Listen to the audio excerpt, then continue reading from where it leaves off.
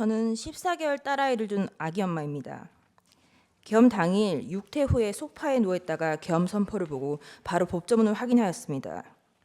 민주당이 다수당인데 금방 해제가 될 텐데, 대통령이 검사인데 그 사실을 모를 리 없을 텐데 도대체 이게 무슨 상황인가? 역시나 금세 국회에 해제 의결이 있었고 계엄은 해제되었습니다. 담화문을 찬찬히 읽어보았습니다. 제가 임신과 출산과 육아를 하느라 몰랐던 민주당이 저지른 폐악을, 일당 독재의 파쇼 행위를 확인하고 아이와 함께 하려고 비워둔 시간을 나누어 이 사건에 뛰어들게 되었습니다. 저는 계몽되었습니다. 체제 전복을 노리는 반국가 세력이 준동하고 있습니다. 약 4개월 전 선고된 민주노총 간첩 사건에서 최근 우리 사회의 모든 갈등이 간첩들의 지령에 의하여 일어났다는 사실을 확인할 수 있었습니다. 그 대표적인 것이 후쿠시마 원전 오염수 괴담입니다. 한반도와 주변 나라들에 대한 핵테러 행위, 전 인류에 대한 대학살 만행을 폭로 단죄하는 기사들을 집중 게재하게 하라. 민주당의 플랜카드입니다. 인류를 향한 핵테러 시도를 당장 중단하라. 간첩 지령과 비슷한 단어입니다. 후쿠시마 오염 괴담이 사실이 아니라는 것을 밝히는데 1조 6천억 원이 소요되었습니다. 1조 6천억 원은 민주당이 삭감한 대왕고래 프로젝트 497억 30번, 민주당이 삭감한 민생범죄 수사 특활비 특경비 587억 27년치, 민주당이 삭감한 아이들보험 지원 사업 384억 40년치, 민주당이 삭감한 전공의 지원 예산 931억 17년치입니다. 윤석열 대통령은 2022년 3월 9일 당선되었습니다. 간첩들은 대선 후보 시절부터 윤석열 놈에게 공격의 화살을 집중하라고 하였습니다. 또한 공정, 기회, 새로운 변화로 청년들이 보수화되는 것을 막고 진보 민주개혁 세력의 역량상 우세를 보장하도록 조직 사업을 하라고 지령을 내렸습니다. 또한 윤석열이 한미동맹 우선을 전면에 내걸고 반북 대결 정책을 추구할 것이니 집권 초기부터 윤석열 패거리들을 조직적으로 공세 전개하라. 그리고 윤석열 논과 일가 족속, 측근들의 정치 추문을 집요하게 압박 공세를 강화하라고, 제2의 촛불항쟁 때와 같은 윤석열 탄핵투쟁의 불씨를 지펴 올리라고 지령을 내렸습니다. 이에 따라 비상계엄 전까지 약 178회에 달하는 윤석열 퇴진 탄핵 집회를 열었습니다. 이 사건 계엄을 내란죄로 고발한 자는 민주노총 위원장이었습니다. 그리고 2025년 2월 21일 며칠 전 이재명은 민주노총을 찾아가 민주노총은 탄핵 사태 때 가장 큰 역할을 하였다고 감사 인사를 하였습니다. 간첩들은 국회 진입에도 적극 개입하였습니다. 진보당과 연대하라. 정의당이 당 지도부를 장악하도록 밀어주라. 한편 문재인 정부는 박근혜 정부의 계엄 문건을 친위 쿠데타로 몰아 2018년 기무사령부를 해체하였습니다. 104일 동안 200여 명을 조사했지만 내란 음모는 전원 무혐의 종결 처리되었습니다. 민주당이 지금 하고 있는 내란몰이를 예행 연습해 두었던 것입니다. 나라를 위하여 헌신해왔던 군인들에게 모욕과 고초를, 간첩을 잡는 방첩 사업 업무를 질적 저하를 야기시켰습니다. 또한 문재인 정부는 박지원 전 국정원장은 2020년 국정원의 대공수사권을 폐지하였습니다. 민주당은 자신들에게 국민이 부여한 대정부 견제권이라는 것을 앞세워 지금까지 총 29차례의 탄핵을 발의하였습니다. 계엄 전까지 22차례, 계엄 이후 22일 동안 7차례, 수사 방해를 위하여 검사에 대한 14차례, 언론 장악을 위하여 방송통신위원장 등의 6차례의 탄핵을 발의하였습니다.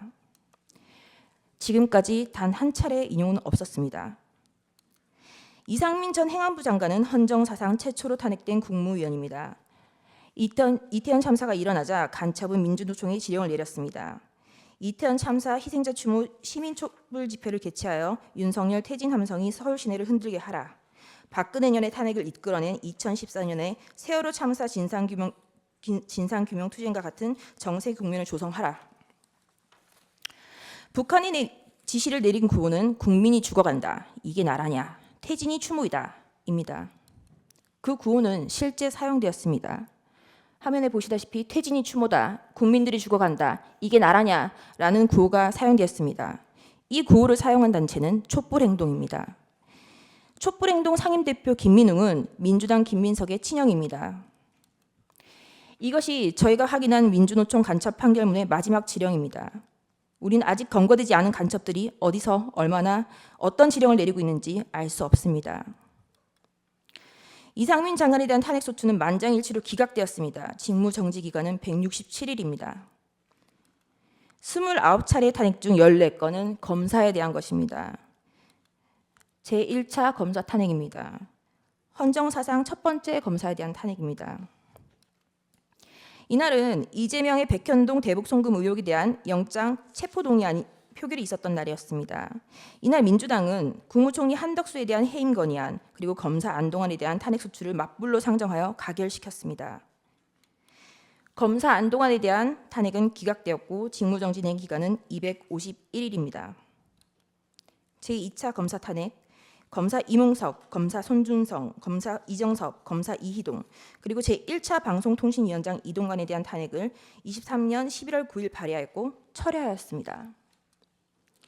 이 중 검사 이정섭은 이재명에 대한 쌍방울 대북 송금 사건, 법화 유용 사건을 수사한 검사입니다. 2023년 12월 28일 제3차 검사 탄핵, 검사 손준성, 검사 이정섭에 대하여 그리고 이동관 방송통신위원장에 대하여 탄핵소추를 다시 발의하였습니다. 그리고 방송통신위원장 이동관에 대한 탄핵소추는 철회하였습니다. 그 철회 사유는 방송통신위원장에 대한 탄핵 사유를 검찰청법 위반으로 탄핵소추한다고 하여 황급히 철회한 것입니다. 이 탄핵소추안은 고민정 등 168인 등의 발의로 제출되었습니다. 민주당의 탄핵소추권은 이와 같이 사용되었습니다. 최소한 탄핵소추안을 쓰는 성의조차 없었던 것입니다. 그리고 그 다음 날 2023년 11월 29일 방송통신위원장 이동관에 대하여 세 번째 탄핵소추를 발의하였습니다. 이동관은 20일 사이에 3번이나 탄핵 발의를 당하였습니다. 탄핵이 가결되면 직무집행이 정지되어 방통위 업무가 마비되므로 이동관 방통위원장은 결국 사의를 표명하였습니다. 이와 같이 무성의한 장난 같은 탄핵소추 발의와 철회, 재발의에 대하여 국민의힘 소속 의원들은 국회의장들을 상대로 심의 표결권을 침해하였다며 권한쟁의 심판을 청구하였으나 각하했습니다.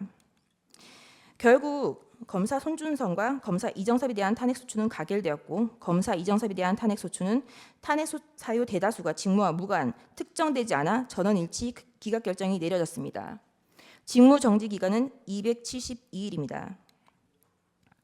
제4차 방송통신위원장 탄핵 2024년 6월 27일 방송통신위원장 김홍일 탄핵소추 발의되자 자진 사퇴하였습니다. 제4차 검사 탄핵 2024년 7월 2일 검사 박상용, 검사 강백신, 검사 엄희준, 검사 김영철에 대하여 탄핵소추 발의가 있었습니다. 검사 강백신은 이재명에 대한 대장동, 백현동 사건을 수사한 검사입니다. 검사 엄희준은 이재명에 대한 대장동, 백현동 사건을 수사하고 이재명에 대한 구속영장 청구를 한 검사입니다. 검사 김영철은 민주당 전당대회 돈봉투 사건을 수사한 검사입니다. 검사 박상용은 쌍방울 대북 송금 사건의 수사 검사입니다. 검사 박상용의 탄핵소추 사유입니다. 민원인 대기실 바닥에 설사를 하고 벽에 대변을 발랐다. 이화영에 대하여 이 보이는 영상 녹화실에서 연어회와 종이컵에 소주를 따라주고 진술을 회유하였다. 이재명에 대한 대북 송금이 표적 수사라는 것, 그리고 그것이 탄핵소추 사유였습니다. 당연히 이화영의 주장은 항소심에서 모두 배척되었습니다. 2024년 7월 25일 제5차 방송통신위원장 직무대리 이상인에 대한 탄핵소추가 발의되었고 다음 날 사의를 표명하였습니다. 이진숙은 2024년 7월 30일 방송통신위원장에 취임을 하였고 그 다음 날 탄핵소추가 발의되었습니다. 단 이틀 일하였는데 헌재는 4대4로 기각을 하였고 직무정지 기간은 174일입니다. 문재인 정권의 사드 고위지원 및 2급 비밀을 중국에 유출한 간첩 행위를 감사하는 것을 표적 감사라고 민주당은 비난을 하였습니다. 그러다가 2024년 12월 2일 독립된 헌법기관인 감사원장에 대한 탄핵을 발의하였습니다. 그리고 같은 날 검사 최재훈, 검사 이창수, 검사 조상원에 대하여 탄핵소추를 발의하였습니다. 그리하여 하루 뒤 그 다음 날 대통령은 2024년 12월 3일 비상계엄을 선포하였습니다. 반국가 세력의 사회 장악, 민주당의 언론 장악 시도, 입법 폭거, 사법 업무의 마비, 삼권 분립 원칙의 몰각, 헌법기관인 감사원의 독립성까지 좌지우지하려는 일당 독재 파쇼행이 대하여 국민들에게 현재의 상황을 알리기 위한 대국민 호소의 계엄을 선포하였습니다. 그럼에도 민주당은 멈추지 않았습니다. 결국 2024년 12월 5일 검사 최재훈, 이창수, 조상원에 대한 탄핵을 가결하였습니다. 그리고 감사원장 최재해에 대해서도 탄핵을 가결하였습니다. 감사원장의 탄핵 사유는 구체적으로 특정되지조차 않았고 검사 3인에 대한 탄핵소추 사유도 모호하다고 지적을 받았습니다. 2024년 12월 4일 피청구인에 대하여 1차 탄핵을 발의하였고 그 사유 중 일부는 중국, 러시아를 적대시하고 일본 중심의 기한 외교정책을 고집한다라는 것이었습니다. 2024년 12월 7일 4시간이 넘게 기다렸으나 정족수가 미달되었고 민주당은 계속하여 이상민 행안부 장관, 박성재 법무부 장관, 김영현 국방부 장관, 조지호 경찰청장에 대하여 탄핵소추를 발의, 결국 이상민 장관은 사임하였습니다.